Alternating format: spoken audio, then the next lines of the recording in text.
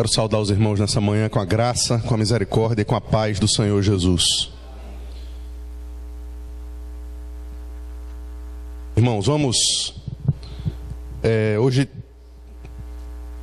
Hoje o texto diante de nós é um grande desafio. Eu queria que vocês abrissem a palavra de Deus em Neemias, capítulo 11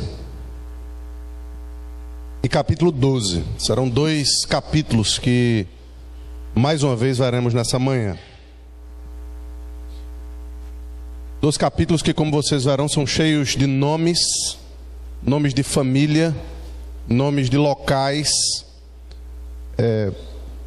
bairros específicos da cidade de Jerusalém, e alguns que tratam especificamente de ofícios que aquelas pessoas tinham especificamente no templo.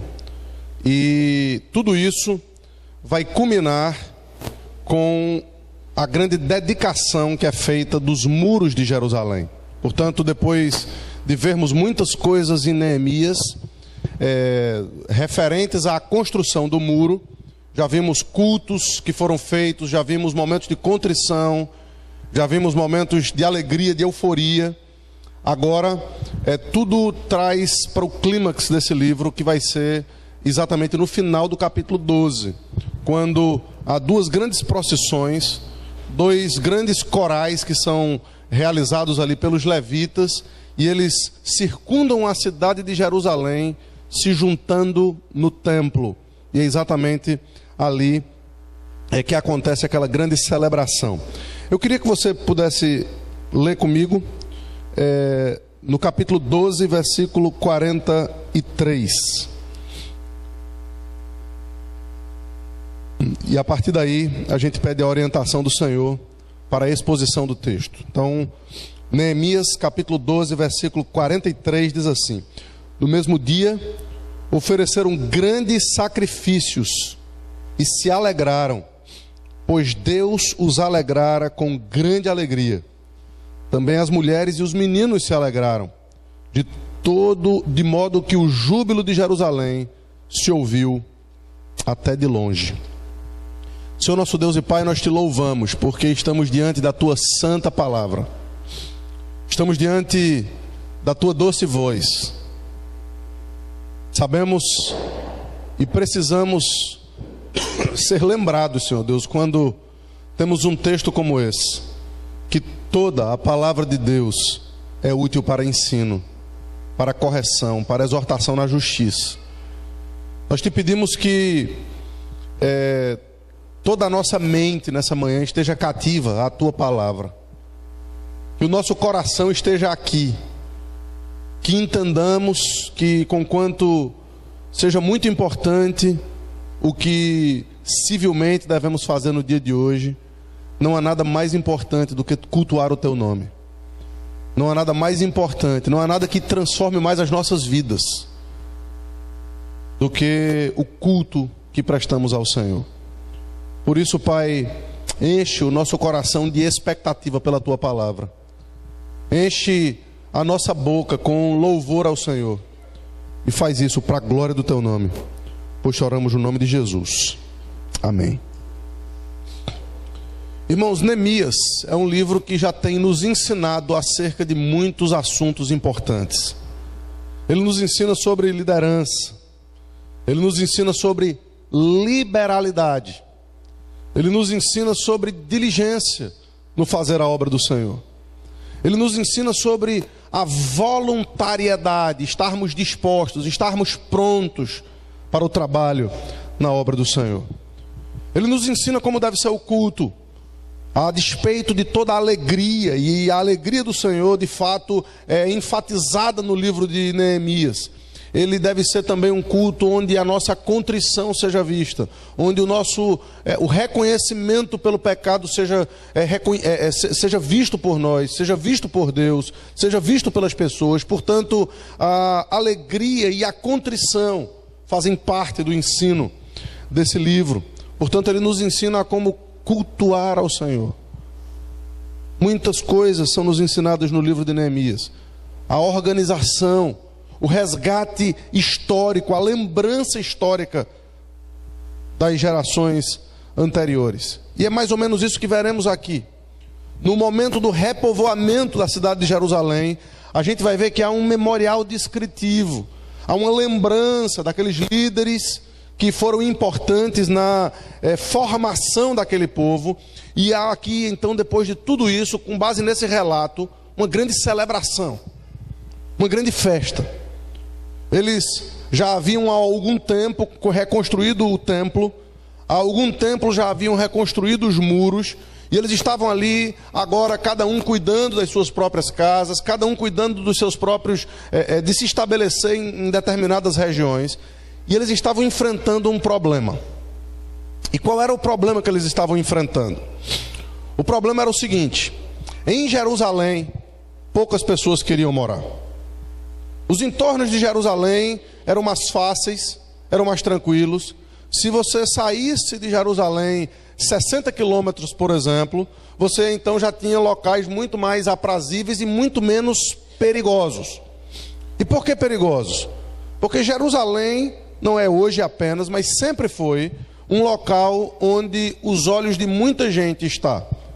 Talvez pela mística, pela questão religiosa, por aquilo que é ensinado muitas vezes acerca daquela cidade, e por conta das próprias promessas de Deus feitas no Velho Testamento acerca daquele local, havia um certo temor nas pessoas. As pessoas sabiam o que 2 vezes já tinha acontecido em Jerusalém.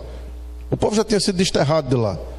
Muita gente morria quando os inimigos conseguiam vencer as muralhas de Jerusalém. Portanto, morar em Jerusalém era algo difícil para algumas pessoas. Entretanto, era ali que estava o templo.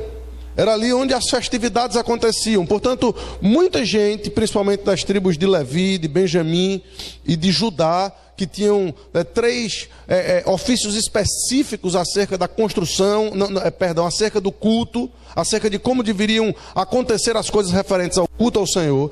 Essas tribos deveriam morar não apenas em Jerusalém, mas aqueles que sobrassem, morar nos entornos, morar perto de Jerusalém. E é impressionante aqui que a gente vai perceber nos primeiros 24 versículos do capítulo 11, que nem todos preferem aquilo que diante de Deus é o melhor. Nem todos preferem isso. Aqui nós, ao vermos o repovoamento de Jerusalém, como eu disse, nela deveriam morar os seus líderes, os servidores do templo. Mas os perigos da linha de frente afastavam muitos de lá. E nos versículos 1 e 2, a gente vê uma voluntariedade notável. O que a gente vai ver aí é o seguinte: a gente vai ver que, gente tinha que morar lá, não tinha jeito. Alguns dos trabalhos eram necessários diariamente. Então a primeira coisa que eles fizeram foi fazer um sorteio. Veja, pelo menos 1 entre 10 vai ter que morar aqui. Agora, no segundo versículo, a gente vai perceber que além desses, alguns se colocaram voluntariamente para a linha de frente. Alguns se colocaram voluntariamente para fazer a obra e para estar no local de perigo. E esses voluntários, eles são notados pela palavra de Deus. Veja aí, os versículos 1 e 2. Os príncipes do povo habitaram em Jerusalém, mas o seu restante deixou sortes para trazer 1 de 10 para que habitasse na santa cidade de Jerusalém. E as 9 partes permaneciam em outras cidades. Mas versículo 2: o povo bendisse todos os homens que voluntariamente se ofereciam ainda para habitar em Jerusalém. E aí a gente tem no versículo 3 como que um esboço daquilo que vai ser esse repovoamento. O versículo 3 diz assim: são estes os chefes da província que habitavam em Jerusalém. Porém, nas cidades de Judá, habitou cada um na sua possessão, nas suas cidades, a saber, Israel. E Israel aqui é uma referência a todo o povo, mas muito mais especificamente, por incrível que pareça, as 2 tribos do norte. E eu vou explicar para vocês. Vocês não vão ver aqui nesse relato nenhuma outra tribo. Lembra das 10 tribos que ficaram no norte, que foram desterradas pelos assírios? Aser, Gade, Zebulon, etc, etc. Nós não veremos o nome dessas tribos aqui, porque em Jerusalém, e há uma razão histórica para isso, havia 2 tribos que dividiram a cidade de Jerusalém. Uma ficava numa banda de Jerusalém e pegava uma parte do entorno, e a outra ficava na outra parte de Jerusalém e pegava a outra parte do entorno. E que tribos eram essas? Judá e Benjamim. Interessantemente, a gente vai ver também os levitas. Por que os levitas? Porque quando Josué repovoou, quando Josué entrou com o povo na terra prometida e fez com que cada um pegasse as suas poções, e portanto Jerusalém ficou dividida para essas duas tribos especificamente. Mas no final das contas, Josué recebeu lá na porta dele uma tribo, o povo batendo lá na porta dele, dizendo: Josué, você deu herança para todo mundo. Você deu herança para todo mundo, cadê nós? Aser tem sua herança, Naftali tem sua herança, porque nós não teremos a nossa herança? E esses eram os levitas. Os levitas não tinham terra, os levitas não tinham possessão desse mundo. E aí a palavra que lhes é dita é fantástica. A palavra que lhes é dita é essa: olha, Deus escolheu a melhor parte para vocês. Deus, o próprio Deus, vai ser a sua porção. O próprio Deus. E os levitas saíram de lá, alguns regozijantes, dizendo: olha aí, entenderam o recado. Mas outros que tinham o coração nas coisas desse mundo saíram tristes, porque eles queriam ter a sua própria terra, eles queriam ter a sua própria possessão. Mas talvez aqui eles tenham entendido como a melhor porção de fato era não ter terra. A melhor porção era simplesmente confiar no Senhor, porque todas as outras tribos estavam completamente esquecidos a partir desse momento da história. E apenas essas tribos que estavam ao redor de Jerusalém, daquela cidade, é que vão ser relembradas nesse retorno para a cidade santa, para a cidade de Jerusalém. Mas no meio aí, no versículo 3, a gente vê não apenas Israel, mas os sacerdotes, os levitas, os servidores do templo e os filhos de Salomão. Portanto, nesse esboço, em primeiro lugar, até o versículo 24, a gente vai ver os membros da tribo de Judá, versículos de 4 a 6. Olha aí, rapidamente. Habitavam, pois, em Jerusalém alguns dos filhos de Judá e dos filhos de Benjamim. Dos filhos de Judá, Ataías, filho de Uzias, filho de Zacarias, filho de Amarias, filho de Cefatias, filho de Maalael, filho de Pérez, nome que vocês estão lembrados da última pregação de Wellington no domingo à noite.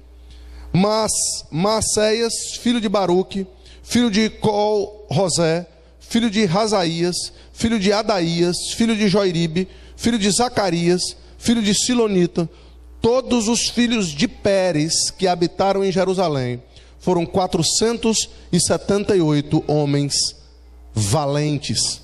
Então há aqui uma indicação do porquê aquela pregação de domingo passado foi trazida, porque a importância desse nome Pérez, a despeito da forma como ele nasceu, a despeito do incesto, a despeito do pecado, a despeito de tantas coisas erradas que haviam acontecido ali, Deus escolheu este homem para que a partir dele os filhos de Judá pudessem ter uma descendência, para que a partir dele os descendentes daquela tribo que havia recebido promessas especiais de Deus pudessem ir adiante. E aqui, tanto tempo depois, já no segundo desterro de Jerusalém, no retorno desse segundo desterro, nós vemos então as promessas, a lembrança dessa família que vem da tribo de Judá.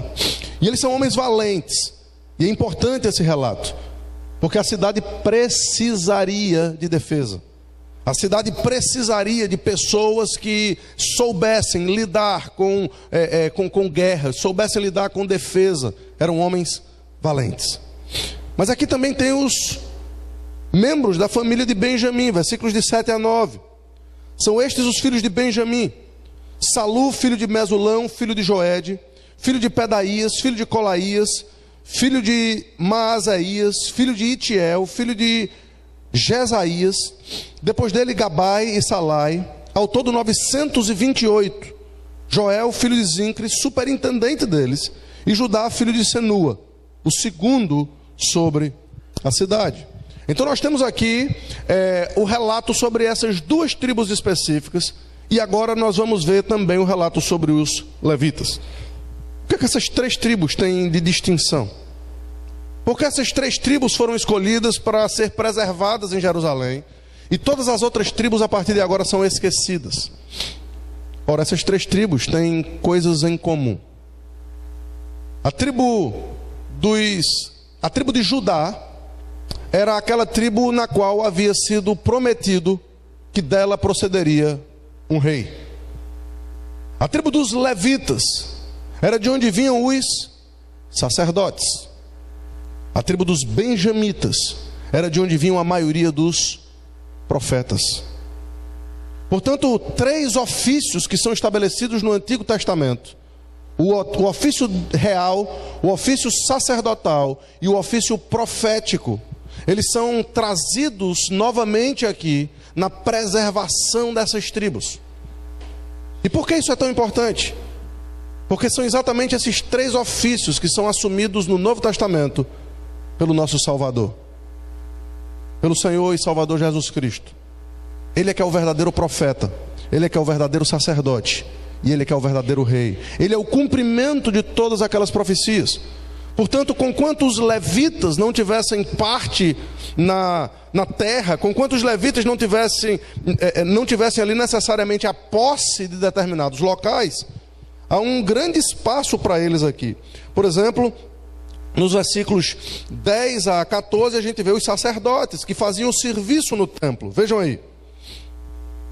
Dos sacerdotes: Jedaías, filho de Joirabe, Jaquim, Seraías, filho de Ilquias, filho de Mesulão, filho de Zadok, filho de Meraiote, filho de Aitube, príncipe da casa de Deus, e os irmãos deles que faziam serviço do templo, 822. E Adaías, filho de Jeroão, filho de Pelaías, filho de Ansri, filho de Zacarias, filho de Passur, filho de Malquias, e os seus irmãos, cabeças de famílias, 242. E Amazai, filho de Azarel, filho de Azai, filho de Messilemote, filho de Imé. E os irmãos deles, mais uma vez, homens valentes, 128. E superintendente deles, Zadbiel, filho de Gedolim. Então nós temos aqui aqueles sacerdotes que faziam serviço no templo. Haviam outros sacerdotes que faziam serviços em outros locais, mas esses específicos, aí você pergunta, mas para quê? Eles estavam achando pouco, tinham mais de 900 homens para fazer isso. A gente vai entender no final, irmãos, que uma coisa é uma festividade, uma coisa é um momento de euforia, uma coisa é um momento em que há uma rededicação, em que há uma comemoração por alguma vitória, por alguma construção terminada.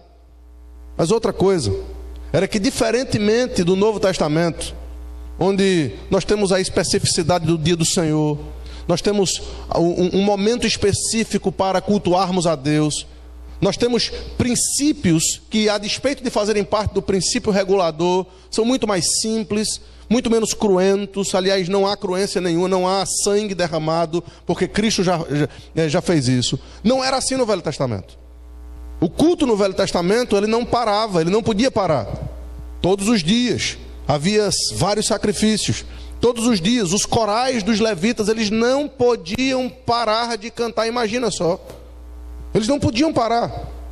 Uma coisa é a gente, num dia de sábado à noite, chamar um coral bonito aqui, e a gente se deliciar ouvindo músicas agradáveis. É glorioso isso. Agora imagine, para aqueles cantores, se de alguma forma eles não pudessem parar de cantar. Eles faziam turnos. Enquanto era interessante a coisa como acontecia, porque enquanto estava terminando o turno de um, os outros já começavam a cantar antes dos primeiros terminarem, depois de 6 horas de cântico, porque a música não podia parar 1 minuto sequer. Vocês estão entendendo a necessidade de tanta gente? Isso é em relação à música. Vocês vão ver muitos músicos envolvidos aqui. Mas em relação aos sacrifícios, em relação a várias abluções, sacrifício por causa dos pecados externos, sacrifício por causa do pecado do povo, sacrifício por causa do pecado dos levitas, sacrifício por causa do pecado do sacerdote. Haviam sacrifícios voluntários, haviam abluções de todas as espécies. Era uma matança, a coisa não parava, era difícil o culto no Antigo Testamento. Por isso, no resgate histórico, é interessante que duas coisas estão acontecendo aqui. Um resgate histórico da memória descritiva de onde eles vinham. Há também uma lembrança, e notas são tomadas aqui dos números de pessoas para se demonstrar a necessidade que havia em Jerusalém para tudo aquilo. Mas os levitas e os servidores continuam aí nos versículos 15 a 24. Dos levitas, Semaías, filho de Hassub, filho de Azricão, filho de Hassabias, filho de Buni, Sebetai e Zodababe, dos cabeças dos levitas que presidiam o serviço de fora da casa de Deus. Matatias, filho de Mica, filho de Zabdi, filho de Asaf, o chefe, que dirigia os louvores nas orações. E Baquebuquias, nome diferente esse, o segundo de seus irmãos. Depois Abda, filho de Samua, filho de Galal, filho de Jedutum. Todos os levitas na santa cidade foram 284. Dos porteiros, Acube, Talmon e os irmãos deles, os guardas das portas, 172. Versículo 20. O restante de Israel, dos sacerdotes e levitas, se estabeleceu em todas as cidades de Judá, cada um na sua herança. Os servidores do templo habitavam em Ofel e estavam a cargo de Zia e Gispa. O superintendente dos levitas, e aqui você nota a partir dos versículos anteriores, a gente vê as muitas atividades. É cântico, guarda. Eles também eram responsáveis eram os sentinelas, os porteiros, os vigias. Versículo 22, o superintendente dos levitas em Jerusalém era Uzi, filho de Bani, filho de Hassabias, filho de Matanias, filho de Mica, dos filhos de Asaf, que eram cantores no serviço da casa de Deus, porque havia um mandado do rei a respeito deles, e certo acordo com os cantores concernentes às obrigações de cada dia. E o rei aqui é Neemias. Neemias era o trabalho de Neemias de coordenar tudo aquilo, de governar aquela cidade. Era tão importante que haviam pessoas específicas que ficavam a serviço dele, que se ficavam a cargo dele. Ele tinha liberdade de dizer, olha, eu vou precisar disso, daquilo outro. Ou seja, Neemias ele tinha essa coordenação. Versículo 24, Petaías, filho de Mesesabel, filho de Zera, filho de Judá, estava à disposição do rei em todos os negócios do povo. Portanto, além de muitos outros que trabalhavam para ele em instâncias inferiores, ele tinha aqueles do que nós chamaríamos hoje do primeiro escalão. Aquelas pessoas que trabalhavam diretamente para ele como uma espécie de secretário, de ministro, como alguém que cumpria determinadas coisas na agenda daquele líder, daquele governante que era Neemias. Portanto, a gente percebe imediatamente aqui que essas três tribos são lembradas. E agora agora se toma nota nos versículos seguintes, até o versículo 36, dos que moravam até 50 quilômetros de distância. É interessante isso, porque é verdade, muitos não queriam morar em Jerusalém, mas a sabedoria de Neemias foi impressionante, porque Neemias disse, veja, se for fazer pressão aqui, nem todos vão morar aqui, a gente pode ter uma confusão na cidade. Então talvez alguns possam morar nos entornos, alguns possam morar em cidades próximas, porque quando for necessário o convite ou a intimação para que o serviço seja feito em momentos específicos, eles estão a distâncias que não se dificulte tanto a chegada deles aqui. E foi isso que aconteceu então nos versículos seguintes. Mais uma vez, essas três tribos são lembradas aqui. A tribo de Judá, versículos 25 a 30. Quanto às aldeias com os seus campos, alguns dos filhos de Judá habitariam em Kiriat Arba. E se vocês lembrarem de Gênesis, vocês vão lembrar que Kiriat Arba é Hebron. Portanto, uma cidade próspera, uma cidade bonita, uma cidade que tinha uma montanha bonita, onde tinha um orvalho interessante, onde dava produtos do campo. Portanto, morar ali era um privilégio para aqueles homens. Quiriate Arba e suas aldeias, em Dibon e suas aldeias, em Jacabzeel e suas aldeias, e em Jesua, em Moladá, em Bet-Palete, em Hazar Sual, em Berseba e suas aldeias, em Ziclag, em Mecona e suas aldeias, em Rinom e em Zorá, em Jarmute, em Zanoa, em Adulão e nas aldeias delas, em Laquis e em seus campos, em Azeca e suas aldeias. Acampavam-se desde Berseba até o vale de Inom. Então aqui a gente tem algumas características sobre a tribo de Judá. Eles pegaram o local mais ao sul, e nesse local mais ao sul de Jerusalém havia, de um lado, uma certa prosperidade, havia uma certa facilidade na terra, mas ainda assim, a nota de Neemias no versículo 30 é impressionante. Eles se acamparam. Essa expressão aqui, ela mostra exatamente o retorno, depois daquela festa. Não sei se vocês lembram da festa dos capítulos anteriores, em que eles colocaram tendas dentro das suas próprias casas, muitas vezes, para demonstração de que eles tinham a noção de que eles não passavam de peregrinos nesse mundo, de que eles não passavam de pessoas que estavam aqui habitando em tendas, como Isaac, como Jacó, como Abraão, como seus pais. A ideia de Neemias trazer essa nota aqui era para que as pessoas não imaginassem que essa possessão seria alguma coisa para sempre, que essa possessão seria terrena, seria alguma coisa da qual eles não precisassem se preocupar. Portanto, eles acampavam por ali. E depois nós temos os benjamitas. Os benjamitas dos versículos 31 a 35. Diz assim o texto: os filhos de Benjamim também se estabeleceram em Geba. Daí em diante, em Micmais, Aia, Betel e suas aldeias. A gente já ouviu falar muito sobre Betel aqui. Em Anatote, em Note, em Ananias, em Razó, em Ramá, em Gitaim, em Hadide, em Zeboim, em Nebalate, em Lode, em Ono, no Vale dos Artífices. E finalmente, os levitas. E veja que coisa interessante, o que se diz acerca dos levitas.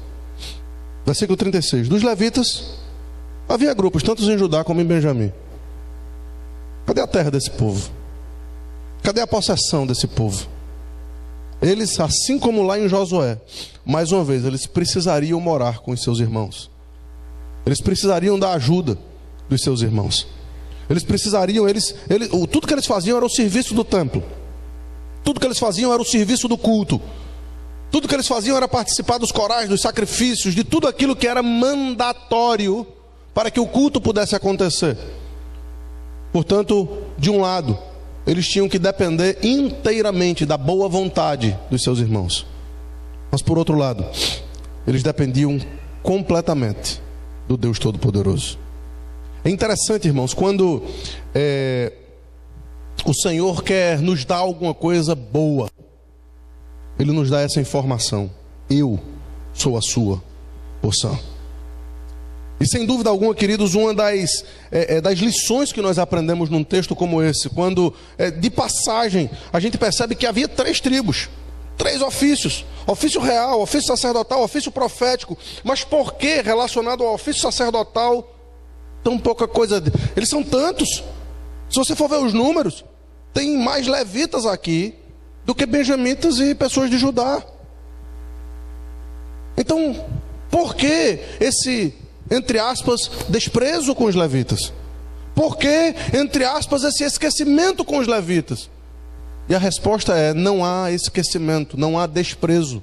O que há é o ensino de que aqueles que trabalham na obra do Senhor precisam depender do Senhor. Precisam aprender isso. Precisam aprender que, de fato, o que vale a pena para as nossas vidas é estar completamente dependentes dele. E aí a gente entra no capítulo 12. O capítulo 12, queridos, que mostra até o versículo 26 a preparação para essa festa da dedicação. E nessa preparação há uma lembrança especial, uma memória especial aos sacerdotes e levitas. E esse resgate histórico então nos é trazido aqui. Se você ler, a gente vai ler daqui a pouco, e você vai ver e vai dizer, mas que lista desinteressante. Que negócio sem graça, é muito nome. Um dos escritores, eu peguei essa frase aqui e queria compartilhar com vocês. Derek Kidner, ele diz o seguinte: por pouco emocionante que seja essa passagem, nos ensina a não tratar as gerações passadas como desinteressantes. Irmãos, que lições para a nossa geração. Que lição para a nossa geração. Um dos salmos, um dos textos de provérbios que vimos na reunião de oração, talvez há 2 ou 3 semanas atrás, resgatava exatamente isso. Resgatava a necessidade que temos de honrar os nossos pais, de honrar as gerações passadas, de honrar muitos que têm as suas cabeças brancas e que têm tanto a nos ensinar. E talvez jovens e adolescentes aqui, talvez alguns que, por conta das facilidades dos nossos dias, talvez até algumas crianças aqui, que porque os seus pais ou os seus avós não sabem mexer nas coisas que eles sabem, não sabem utilizar os controles remotos como eles sabem, não sabem lidar com a tecnologia como essas novas gerações aprendem. Queridos, eles têm vivência, eles têm sabedoria, eles têm muito a nos ensinar. E como nós precisamos entender que um resgate como esse é extremamente importante. A honra às cães, a honra aos cabelos brancos, a honra a esse tipo de sabedoria, a honra aos nossos líderes do passado. Porque foi por causa da luta e do sangue, do suor e das lágrimas que eles tiveram que derramar que nós pudemos estar aqui. Talvez eles não tiveram as mesmas oportunidades que nós, alguns possam pensar.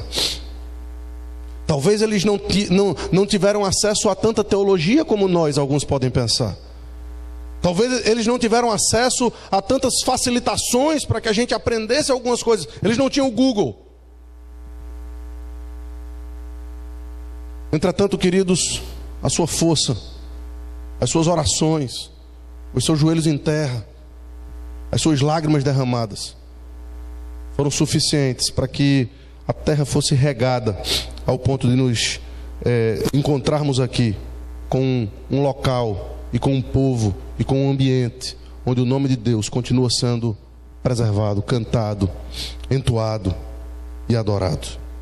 Portanto, nós temos aí um lembrete histórico dos sacerdotes quando primeiro voltaram do exílio, e também dos levitas. Os sacerdotes, versículos de 1 a 7, e os levitas de 8 a 11. São esses os sacerdotes e levitas que subiram com Zorobabel, filho de Selatiel, e com Jesua, Seraías, Jeremias, Esdras, Amazias, Maluque, Ratus, Secanias, Reum, Meremote, Ido, Ginetói, Abias, Miamim, Maadias, Bilga, Semaías, Joiaribe, Jedaías, Salu, Amoque, Ilquias e Jedaías.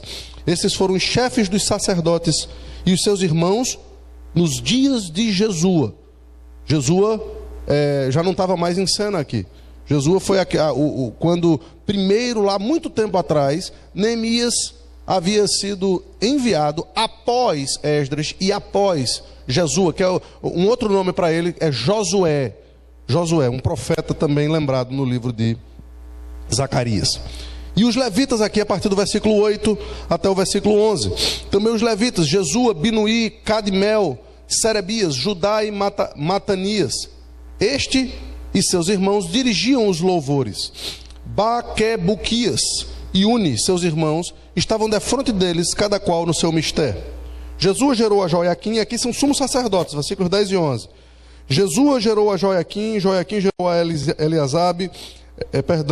Eliasibe, Eliasibe gerou a Joiada, Joiada gerou a Jonatas, e Jonatas gerou a Jedua. Então aqui, esses últimos 2 versículos, apesar de não estar no texto, quando você vai lá para o livro das Crônicas, você percebe que esses eram os sumos sacerdotes. E ainda anteriores a eles, mais uma vez, os levitas e os sacerdotes são lembrados, entre os versículos 12 e 26. Nos dias de Joiaquim, ou seja, já não é mais nos dias de Jesua, mas nos dias de Joiaquim, foram sacerdotes, cabeças de famílias, de Seraías, Meraías, de Jeremias, Ananias, de Esdras, Mesulão, de Amarias, Joanã, de Maluque, Jonatas e Sebanias, José, de Harim, Adna, de Meraiote, Helcai, de Ido, Zacarias, Gineton, Mesulão, de Abias, Zincre, de Miniamim, de Moiadias, Petilai, de Bilga, Samua, de Semaías, Jonatas, de Joiaribe, Metenai, de Jedaías, Uzi, de Salai, Calai, de Amoque, Eber, de Ilquias, Rassabias, de Jedaías, Netanael. E dos levitas, versículo 22, nos dias de Eliasabe, foram inscritos como cabeças das famílias Joiada, Joanã, Jadua, como também os sacerdotes até o reinado de Dario o persa. Os filhos de Levi foram inscritos como cabeça de famílias no livro das crônicas, até os dias de Joanã, filho de Eliasabe. Foram, pois, chefes dos levitas, Rasabias, Serebias, Jesua, filho de Cadmiel, e os irmãos deles, que eles estavam fronteiros para louvarem e darem graças, segundo o mandado de Davi, homem de Deus, coro contra coro. Perceba até onde historicamente eles foram lembrados. Até os dias em que eles foram instituídos, nos dias do reinado de Davi. Versículo 25, Matanias, Beque, Buquias, Obadias, Mesulão, Talmon e Acube eram porteiros e faziam a guarda dos depósitos das portas.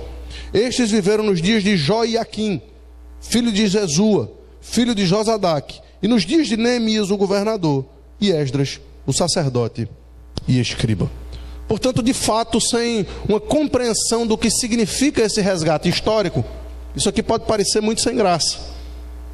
Mas isso nos lembra, irmãos, de uma forma muito simples, como nós precisamos agradecer às nossas gerações passadas, para que Deus tenha nos preservado até aqui. Mas todo esse resgate não foi feito em vão, não foi feito à toa. Isso não está aqui simplesmente para estar aqui, ou simplesmente para nos lembrar de alguma coisa histórica. Mas nessa distribuição, essas famílias que estavam agora distribuídas, os seus descendentes distribuídos não apenas em Jerusalém, mas nos arredores de Jerusalém, agora recebem uma santa convocação. Agora vai se entender a razão pela qual essas pessoas foram mapeadas para se colocarem nessas cidades e nesses locais. Porque agora estava tudo pronto para a dedicação do muro, para a dedicação e para a alegria que estava por trás do fato de que Jerusalém estava reconstruída, de que de alguma forma Deus havia relembrado do seu povo e feito com que eles chegassem nessa reconstrução. Toda essa lista agora faz sentido. Veja os versículos 27 a 30. Na dedicação dos muros de Jerusalém, procuraram os levitas de onde? De todos os seus lugares, para fazê-los vir, a fim de que fizessem a dedicação com alegria, louvores, cantos, símbolos, alaúdes e harpas. Ajuntaram-se os filhos dos cantores, tanto da campina dos arredores de Jerusalém, como das aldeias dos netofatitas. E essas são aquelas que ficam mais longe, mais distantes, a praticamente 50 quilômetros de Jerusalém. Como também de Bet-Gilgal e dos campos de Geba e de Asmavete, porque os cantores tinham edificado para si aldeias nos arredores de Jerusalém.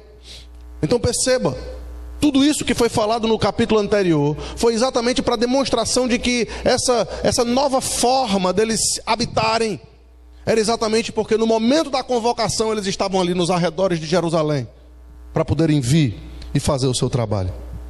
Mas aqui está a coisa mais importante. O versículo 30 nos mostra que o mais importante em toda a preparação não era saber como estavam as vozes dos cantores, não era fazer com que as vozes dos cantores e o tom dos instrumentos fosse absolutamente perfeito. Eles eram muito rigorosos nisso, sim. Eles faziam questão de serem bons cantores, de serem bons instrumentistas. Eles faziam questão de dar o melhor para o Senhor. Entretanto, o mais importante, queridos, não era isso. Porque se alguém errasse um tom, se alguém errasse uma nota, isso não seria um problema. Isso não seria um problema. Mas veja o versículo 30. Purificaram-se os sacerdotes e os levitas, que também purificaram o povo e as portas e o muro. A coisa mais importante na preparação, queridos, para louvarmos ao Senhor, é a nossa purificação. Se isso era ritualístico no Antigo Testamento, se isso acontecia de várias formas e com várias abluções no Antigo Testamento, no Novo Testamento nós fazemos isso através dos meios de graça. Nós fazemos isso através da oração, através da leitura da palavra do Senhor, através da comunhão dos santos, através do culto doméstico, através da meditação diária, do ruminar diariamente a palavra de Deus, de fazer com que a palavra de Deus seja o nosso alimento todo dia, de ter o nosso prazer na lei do Senhor e nela meditar de dia e de noite. Queridos, nós precisamos entender que sem a purificação, sem a santificação, ninguém verá o Senhor. Nós precisamos entender que, como povo de Deus, nós não estamos aqui simplesmente reunidos para trazer os nossos dízimos e ofertas, para cantar alguns louvores antigos bonitos e que nos alegra, para fazer com que nós ouçamos uma palavra que tenha coerência, que seja real, para nos alimentarmos na escola dominical. Tudo isso é bom, tudo isso é maravilhoso. Mas nós estamos aqui para sermos transformados, estamos aqui para sermos mais santos, estamos aqui para colocar a nossa vida diante do Senhor, que é santo, que é tão puro de olhos que não pode ver o mal. Não adianta resgatarmos a história, não adianta lembrarmos do nosso passado, não adianta honrarmos os nossos pais, não adianta obedecermos simplesmente de uma forma ritualística à lei, se o nosso coração não estiver completamente transformado, purificado na presença do Senhor. Nós não somos crentes, queridos, para fazermos parte de um povo que tenha uma bandeira político-partidária, ou que tenha, que tenha fim em si mesmo. Não é isso. Nós somos salvos para, como povo que se ama, ser sal e luz nesse mundo, e ter um general, ter um a quem a gente lembra sempre, a quem a gente honra sempre, e o nome dele é Jesus Cristo. Ele é aquele que de fato deve fazer com que todas as coisas cooperem para o nosso bem. Ele é o nosso mestre, ele é o nosso guia, ele é o nosso governador, ele é o nosso profeta, o nosso sacerdote e o nosso rei. Então, com essa santidade, com essa purificação, com essa preparação, a festa começa. 2 procissões são arrumadas aqui. A primeira, os versículos 31 a 37, com Esdras. O texto diz assim: então fiz subir, e Neemias aqui volta à primeira pessoa, ele volta a assumir, deixou o culto de Esdras de lado, aquilo que a gente viu desde o capítulo 7, e agora ele assume novamente a primeira pessoa no livro. Então fiz subir os príncipes de Judá sobre os muros, e formei 2 grandes coros em procissão, sendo uma mão direita sobre a muralha para o lado da porta do monturo. Após eles iam Rosaías e a metade dos príncipes de Judá, Azarias, Esdras, Mesulão, Judá, Benjamim, Semaías e Jereías, e os filhos dos sacerdotes com trombetas, Zacarias, filho de Jonatas, filho de Semaías, filho de Matatias, filho de Micaías, filho de Zacur, filho de Asaf, e os seus irmãos Semaías, Azarel, Milalai, Gilalai, Maai, Netanel, Judá e Hanani, com instrumentos músicos de Davi, homem de Deus, Esdras, o escriba, e adiante deles. Então o primeiro grupo, veja que coisa curiosa, o primeiro grupo ia com Esdras, o escriba, na frente, mas o segundo grupo ia com Neemias, o governador, atrás. É curioso isso, vocês vão entender. Versículo ainda no versículo 37. À entrada da porta da fonte, subiram diretamente da escada da cidade de Davi, onde se eleva um muro por sobre a casa de Davi, até a porta das águas do lado oriental. E o segundo coro, versículo 38, ia em frente, e eu após ele. Metade do povo ia por cima do muro, desde a torre dos fornos até o muro, e desde as portas de Efraim. Passaram por cima da porta velha, a porta do peixe, pela torre de Hanael, pela torre de Sem, até a porta do gado, e pararam à porta da guarda. Lembram desses nomes? Torres, portas.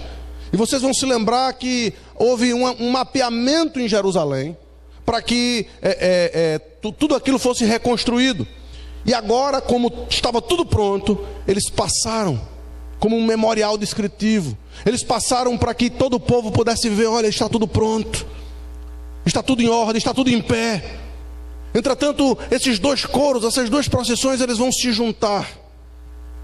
Eles vão formar agora um só povo. Eles agora vão se juntar num local extremamente importante, querido, está aí no versículo 40. Então ambos os coros pararam na casa de Deus, como também eu e a metade dos magistrados comigo. Os sacerdotes Eliaquim, Maacéias, Miniamim, Micaías, Eleonai, Zacarias e Hananias iam com trombetas, como também Maacéias, Semaías, Eleazé, Uzi, Joanã, Malquias, Elão e Ezé, e faziam-se ouvir cantores sob a direção de Jezraías. Eles agora começam a cultuar com alegria, eles começam a cultuar com cânticos extraordinários, sob a direção de sumos sacerdotes, sob a direção dos melhores levitas. De alguma forma, a coisa mais importante, o clímax, estava aí no versículo 43. No mesmo dia, ofereceram grandes sacrifícios e se alegraram, pois Deus os alegrava com grande alegria. Também as mulheres e os meninos se alegraram, de modo que o júbilo de Jerusalém se ouviu até de longe. Alegria. Via de regra, naqueles momentos culticos, naqueles momentos de cerimonial, aquilo era uma eterna mesmice. Os cantores cantando porque tinham que cantar, os sacerdotes sacrificando porque tinham que sacrificar, as coisas acontecendo porque tinham que acontecer. O culto sem graça, frio, como quem bate ponto na casa do Senhor. E queridos, que coisa terrível é quando isso acontece. Entretanto, quando compreendemos a obra do Senhor, quando compreendemos aquilo que Ele fez e aquilo que Ele faz, isso nem sequer pode se nominar no nosso meio. Aqui está um retrato de como devemos estar dominicalmente na presença do Senhor. Percebam que nos cultos normais, apenas os sacerdotes, apenas os homens, apenas os pais de família levavam os sacrifícios. E eles faziam então por toda a família. Entretanto, ainda no Velho Testamento, aquilo estava tão impregnado na mente das pessoas. Aquele momento específico de vitória, aquela compreensão exata do que Deus fez e de como Deus os tirou das mãos dos povos inimigos, e estava, a despeito de estarem eles ainda sob o jugo de um império, poderem reconstruir o seu templo, reconstruir o seu muro, reconstruir a sua cidade, resgatar o seu culto, agora poder cultuar novamente e livremente ao Deus de Israel. Eles levaram isso tão em consideração que mulheres e crianças participaram daquele culto e que se alegraram junto, e como que anteciparam aquilo que nós temos na nova aliança, onde não há judeu nem grego, nem homem nem mulher, nem escravo nem livre. E essa notável e extraordinária liberdade que temos dominicalmente, talvez tenha o efeito em muitos de fazer com que nos acostumemos com essas coisas e percamos de vista a glória extraordinária que é podermos estar aqui na presença do Criador de todas as coisas e na presença daquele que sustenta todas elas, fazendo com que toda a história fosse contada aqui. Momentos tristes fossem lembrados, momentos de derrota fossem lembrados, momentos de desterro fossem lembrados. Mas como quem lembra, eu continuo sendo Deus de vocês. Sou eu quem derrubo, sou eu quem levanto. Num dia como o de hoje, os crentes devem estar absolutamente tranquilos relacionados ao resultado. Nós estamos aqui com um povo sendo resgatado depois de mais de 70 anos de cativeiro. As nossas vidas estão nas mãos do Senhor, e é na mão dele que nós descansamos. E é impressionante, queridos, depois nos versículos finais a gente percebe, nos versículos 44 a 47, o coração do povo. Neemias, de uma forma incrível, ele não perde a oportunidade. A gente vai voltar ao clímax daqui a pouco, mas me permitam terminar apenas a exposição dos versículos 44 a 47, né? Porque com esse clímax o povo mais uma vez mostra sinceridade na adoração, e com alegria eles começam a abrir o bolso. É isso que acontece. E Neemias então não perde tempo. A gente percebe, uma coisa é você se alegrar e até gritar em uma ocasião específica, mas havia necessidades diárias. A continuação de todos aqueles ritos e sacrifícios eram necessários. E Neemias então, no mesmo dia, veja aí, ele não perde tempo, versículo 44. Ainda no mesmo dia se nomearam homens para as câmaras dos tesouros, das ofertas, das primícias e dos dízimos, para ajuntarem nelas, nas cidades, as porções designadas pela lei, para os sacerdotes e para os levitas.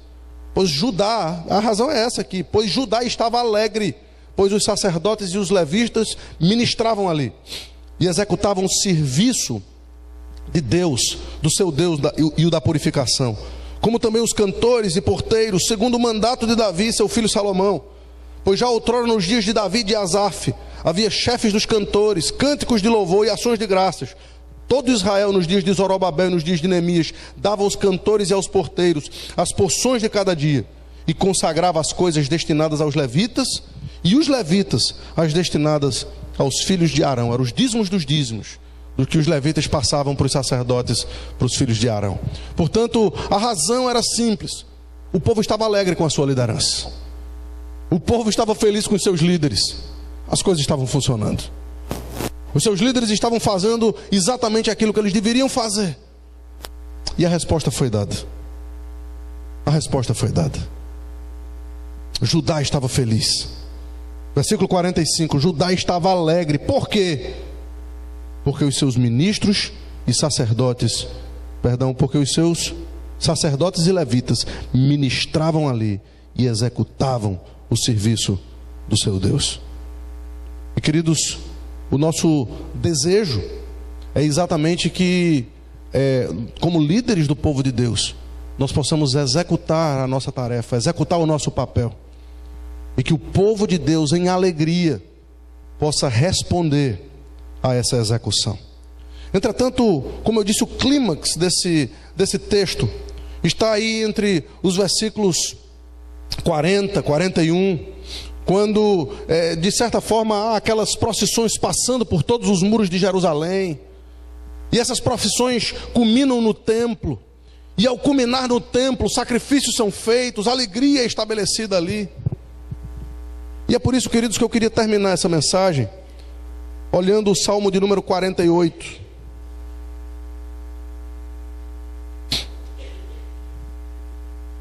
Aquele salmo que nós conhecemos logo no seu início: grande é o Senhor e muito digno de ser louvado na cidade do nosso Deus. Seu santo monte belo e sobraceiro é a alegria de toda a terra. E aí ele começa a descrever várias coisas. Entretanto, no final, a partir do versículo 11, diz assim: alegre-se o monte Sião, exultem as filhas de Judá por causa dos teus juízos. Versículo 12: percorrei a Sião, rodeai-a toda, contai-lhe as torres, notai bem os seus baluartes, observai os seus palácios. Para quê? Para narrardes às gerações vindouras que este é Deus, o nosso Deus, para todo sempre. Ele será o nosso guia até a morte. Irmãos, de uma forma extraordinária, esse salmo relembra aquilo que aconteceu em Jerusalém. Esse salmo relembra as torres sendo lembradas, não por causa das torres, as portas sendo observadas, não por causa das portas, porque se o Senhor não edificar a cidade, em vão trabalham os que a edificam. Se o Senhor não guardar a casa, em vão vigia a sentinela. O grande lance aqui é aquilo que o Salmo 121 também nos ensina. Não adianta olharmos para os montes e esperarmos que dos montes nos venha o socorro. Mas quando elevamos os nossos olhos para os montes e perguntamos de onde nos vem o socorro, a resposta é única, é absoluta, é verdadeira. O nosso socorro vem do Senhor, que fez não apenas os montes, mas que fez os céus, a terra, Jerusalém, Salvador, o Brasil, o mundo, o universo. Ele é aquele que está dominando sobre todas as coisas. Entretanto, queridos, toda aquela procissão, todo aquele rito, toda aquela festa, toda aquela alegria, era para que aquilo não ficasse ali. Era para que o povo, Salmo 48, contasse às gerações vindouras acerca dos grandes feitos do Senhor. Não há absolutamente nada sem propósito nas Escrituras. Não há absolutamente nada que não nos ensine, para que nós possamos ensinar aos nossos filhos e sucessivamente aos nossos netos, para que a palavra de Deus seja preservada, como tem sido pelos nossos antepassados e tem feito chegar até nós. Porque o centro dessa história não é Neemias, não é Esdras. O centro dessa história é exatamente aquilo que essa história conta. Todos aqueles sacrifícios que culminavam com toda a alegria do povo, apontavam para o que essas três tribos representam: Levi, Judá e Benjamim. Profeta, sacerdote e rei. Eu e vocês temos uma motivação muito maior do que as muralhas de Jerusalém para comemorar. Eu e vocês temos algo muito mais duradouro do que muralhas que já foram derrubadas novamente, do que templo que não ficou pedra sobre pedra que não tenha sido derribada. Eu e vocês temos um rei que não se abala. Eu e vocês temos um rei que está assentado num trono espiritual, e desse trono reina sobre todo o universo. Ele é o nosso rei, Ele é o nosso amigo. Ele se entregou por nós. Ele nos resgatou do império das trevas e nos transportou para o reino do Filho do seu amor. E é exatamente por ser Ele o motivo da nossa adoração, o motivo da nossa alegria, o motivo da nossa fé. É que aquela alegria que foi ouvida até de longe em Jerusalém deve ser percebida e encontrada no nosso meio também. Aquela alegria foi alegria por coisas passageiras, que apenas apontavam para aquilo que nós temos em realidade. E a razão é simples: porque Deus proveu coisa superior a nosso respeito. Porque nós temos a concretização das promessas, aquilo que esses homens comemoravam ainda por fé. Se a nossa responsabilidade é tão grande assim, como escaparemos nós se negligenciarmos tão grande salvação? O livro de Neemias, queridos, ele não foi trazido à toa para essa igreja. O livro de Neemias foi trazido pela necessidade que temos de alguns resgates. Como foi colocado aqui, os assuntos dizem respeito a como nos portar como liderança, a como agir com liberalidade, a como dar exemplo disso, a como ser diligente naquilo que a gente faz, a como ser voluntários, a como ter alegria e contrição, a como cultuar ao Senhor, a como resgatar a história. E no resgate dessa história, nós temos um centro, aquele que dividiu a história entre antes e depois dele. Mas ele não apenas dividiu a história do mundo entre antes e depois de Cristo, mas ele divide a história de gente como eu e como vocês. Eu e vocês somos pessoas que precisamos ser conhecidas entre antes e depois de Cristo. Antes de conhecermos a Cristo, ou antes de nos submetermos a Ele, vivíamos de acordo com os nossos próprios pensamentos, executando a vontade da carne e dos gentios, porque por natureza éramos filhos da ira. Mas Deus, sendo rico em misericórdia, por causa do grande amor com que nos amou, nos deu vida juntamente com Cristo, e agora coloca em nós uma nova natureza, fazendo com que agora tenhamos guerra interna entre o velho homem e o novo homem. Façamos com que o novo homem, criado em Cristo Jesus para as boas obras, possa sufocar o velho. Façamos todo o esforço necessário, desenvolvei a vossa salvação com temor e tremor, confiando que é Deus quem executa em nós tanto querer como realizar. Irmãos, o livro de Neemias foi trazido a essa igreja para nos lembrar que, se de um lado a alegria do Senhor é a nossa força, por outro, nos é lembrado também que precisamos nos colocar diante do Senhor de joelhos em terra para chorar por conta dos nossos próprios pecados. Ainda há um capítulo 13. O capítulo 13 que veremos no próximo domingo com a graça de Deus, nos mostra que toda aquela alegria e euforia ainda não livrou todo o povo dos seus problemas. Porque o trabalho é árduo, porque a porta é estreita, porque o caminho é apertado. Mas é exatamente para esse caminho que temos um líder que é Cristo, que nos convida. Entrai pela porta estreita. Larga é a porta e espaçoso o caminho que conduz para a morte, mas apertado é o caminho e estreita é a porta que conduz para a vida. São poucos os que entram com ela, mas é exatamente para essa porta e para esse caminho que Cristo nos convida. Mas como alento nós o temos, como ainda que passemos pelo vale da sombra da morte, não temermos mal nenhum, porque Ele está conosco.